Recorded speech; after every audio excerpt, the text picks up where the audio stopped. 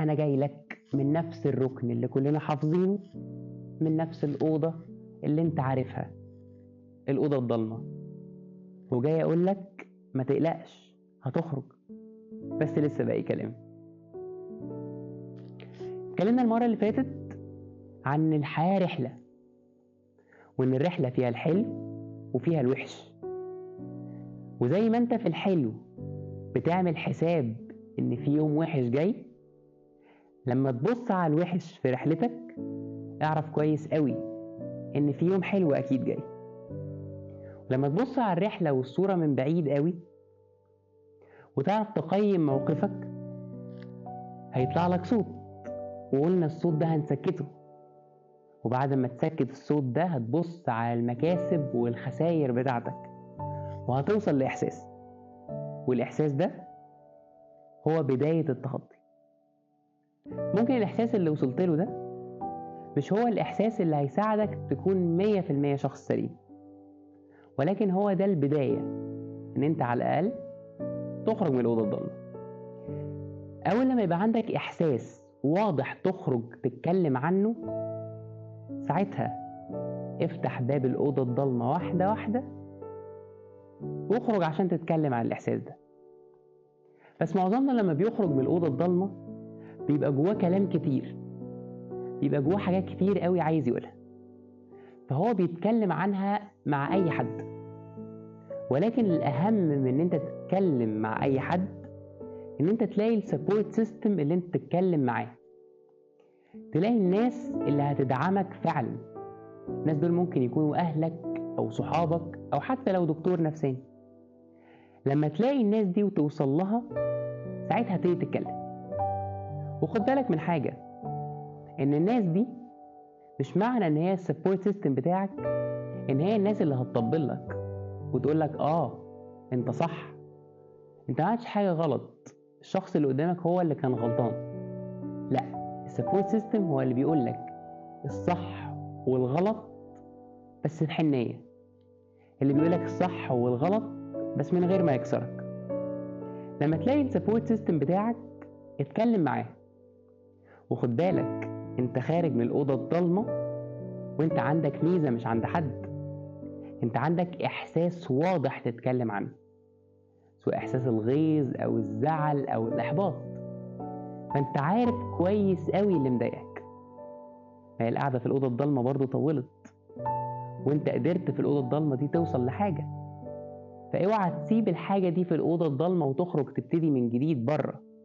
خد معاك الإحساس اللي انت شلته جوه عشان تقدر توصل ان انت ازاي تتخطى الإحساس ده، بس مع الناس اللي حبتك.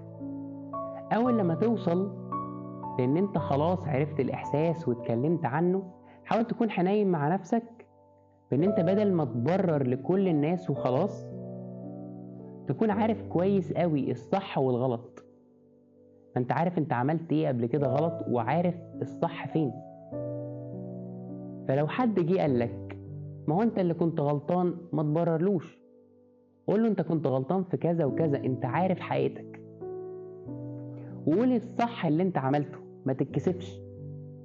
اهتم بنفسك، ما تهملهاش، اهتم بيومك، اهتم ان انت ازاي تبقى احسن، اهتم بان انت تعمل اللي انت بتحبه. هي كانت محطة، بس افتكر ان الأوضة الضلمة بعديها اكيد في ايام حلوة كتير. وهنا ابتدي جرب حاجات جديدة، جرب حاجات جديدة تقربك لان انت تفهم انت بتحب ايه.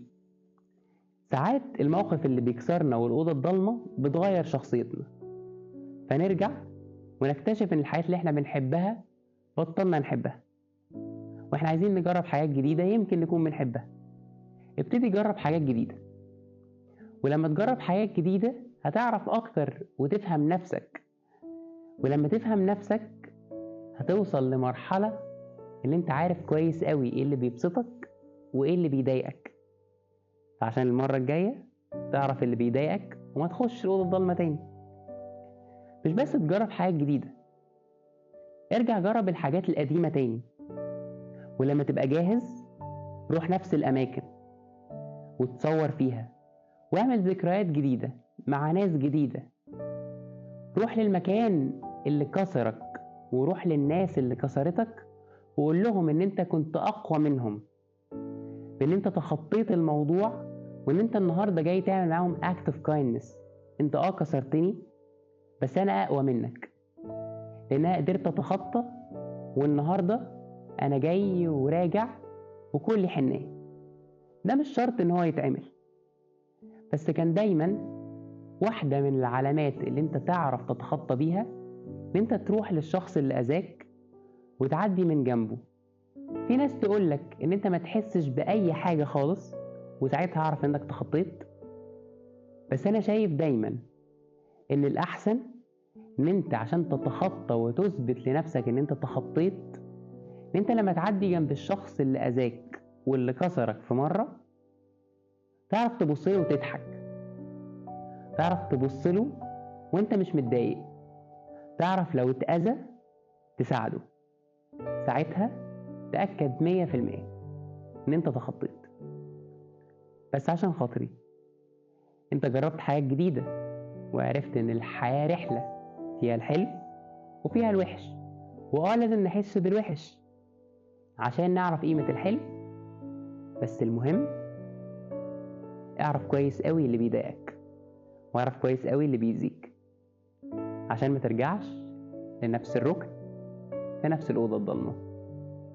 وخليك فاكر ان دايما لسه باقي كلام.